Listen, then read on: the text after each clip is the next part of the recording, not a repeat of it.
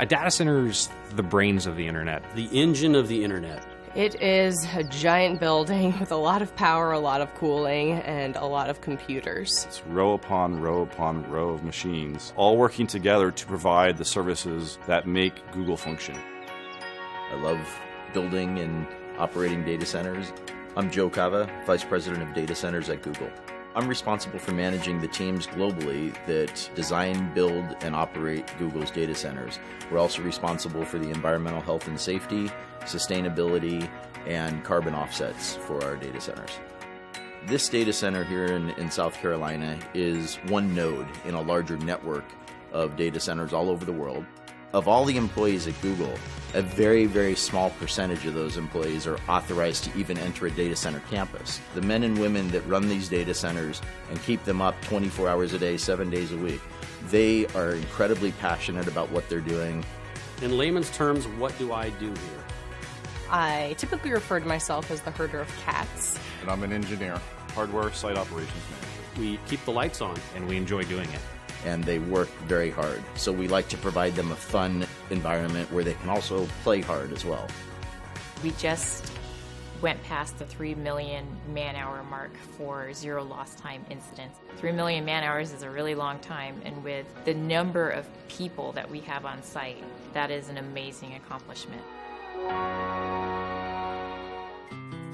I think the Google data centers really can offer a level of security that almost no other company can match. We have a information security team that is truly second to none. You have the expression, they wrote the book on that. Well, there are many of our information security team members that have really written the books on best practices in information security. Protecting the security and the privacy of our users' information is our foremost design criteria. We use various layers of higher level security the closer into the center of the campus you get. So just to enter this campus, my badge had to be on a pre-authorized access list. Then to come into the building, that was another level of security. To get into the secure corridor, which leads to the data center, that's a higher level of security. And the data center and the networking rooms are the highest level of security. And the technologies we use are different. Like for instance, in our highest level areas, we even use underfloor intrusion detection via laser beams. So I'm going to demonstrate going into the secure corridor now. One, I have to be on the authorized list with my badge. And then two, I use a biometric iris scanner to verify that it truly is me. Okay, here we are on the data center floor. The first thing that I notice is that it's a little warm in here. It's about 80 degrees Fahrenheit. Google runs our data centers warmer than most because it helps with the efficiency. You'll notice that we have overhead power distribution. Coming from the outside yard, we bring in the high voltage power, distribute across the bus bars to all of the customized bus taps that are basically plugs where we plug in all the extension cords. All of our racks don't really look like a traditional server rack. These are custom designed and built for Google so that we can optimize the servers for hyper efficiency and high performance computing.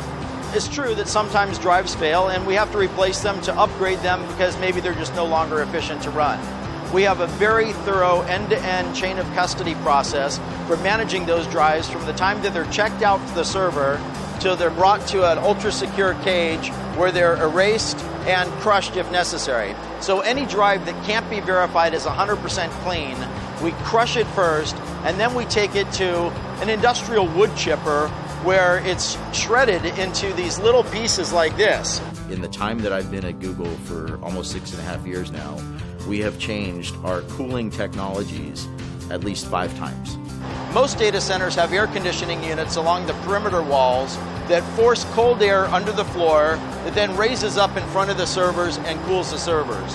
In our solution, we take the server racks and we butt it right up against our air conditioning unit. We just use cool water flowing through those copper coils that you see there. So the hot air from the servers is contained in that hot aisle.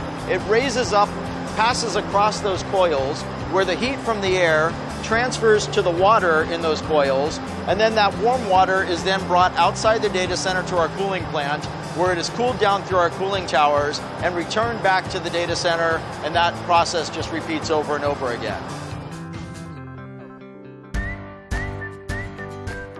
To me, the thing that amazes me about Google in the data centers is the pace of innovation and always challenging the way we're doing things.